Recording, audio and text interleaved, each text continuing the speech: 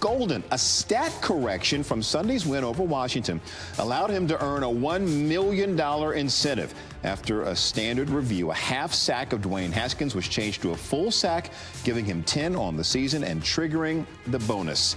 Golden has been great this season, leading the Giants in sacks, tackles for loss, and quarterback hits. Merry $1 million Christmas to him. Kind of makes the Jelly of the Month subscription you got me look kind of bad now, Jay. Sorry. Those are your half-hour headlines. It was nice when I got it.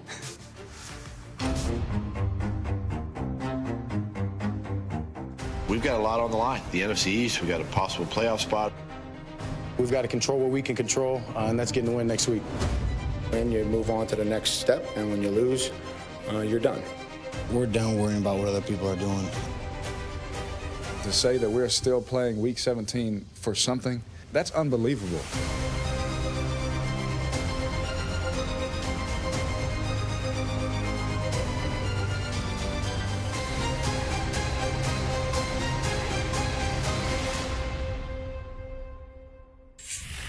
It is really quite simple out west. This Sunday night in Seattle, whoever wins the primetime matchup between the Seahawks and 49ers also wins the NFC West.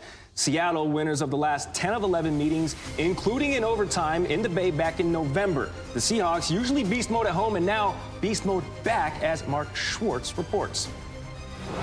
Desperate times call for beastly measures. Seattle has lost 3 running backs to season-ending injuries over the past 3 weeks. And now, in their most critical game all season, Pete Carroll turns to Marshawn Lynch, the man who embodies Carroll's football philosophy more than any other. He's as physical a player as I've ever been around, as great a competitor as I've ever been around. When you get to add somebody like that, to your team, it only helps and enhances kind of the mentality that we already cherish anyways. Finds a little bit of a hole, keeps his legs moving, he's across the 40, midfield, he's gonna go, he is gonna go, touchdown Seahawks! Beast mode, you are spectacular.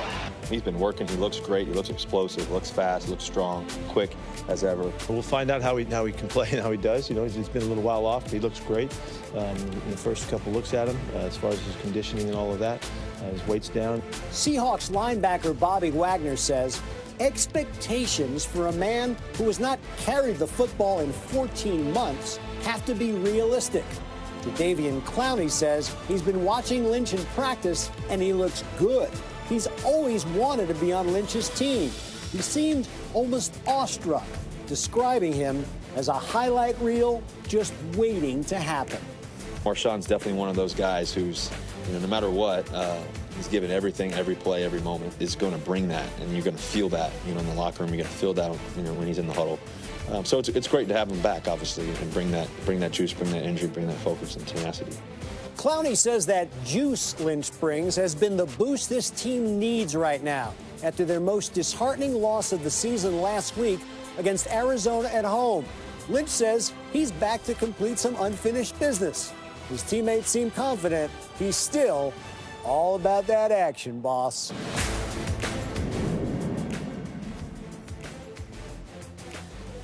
NFL analyst Bobby Carpenter joining us now. Bobby, NFC seeding up for grabs in Week 17. Only the Vikings are locked into the 6th seed.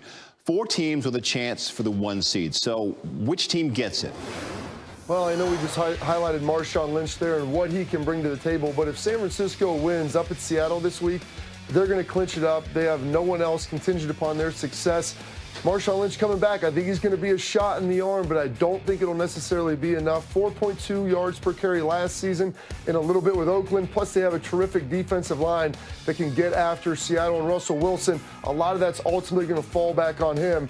And if they can get the run game going up there, it's going to be a long day and a tough day in Seattle for the Seattle Seahawks, because I think the Niners ultimately pull away and come away with the victory. All right, you like the Niners in the NFC. In the AFC, 1 wild card spot left for 3 teams: Titans, Steelers, Raiders. Who gets it?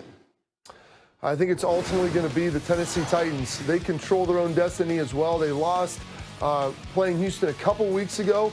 This is different now. Derrick Henry is back. He is the workhorse back for their offense. No Will Fuller for Houston, the deep shot artist that takes a lot of pressure off DeAndre Hopkins. And without him in there, I think this Tennessee team is going to come in. They'll be able to pound the football, institute the type of ground game that they want. It's a game that Mike Vrabel likes to play, and that takes a lot of pressure off Ryan Tannehill. And then ultimately, I don't see Pittsburgh being able to get a win versus Baltimore, regardless of whether or not they're resting their starters, given the fact that Pittsburgh's quarterback situation is really up in the air.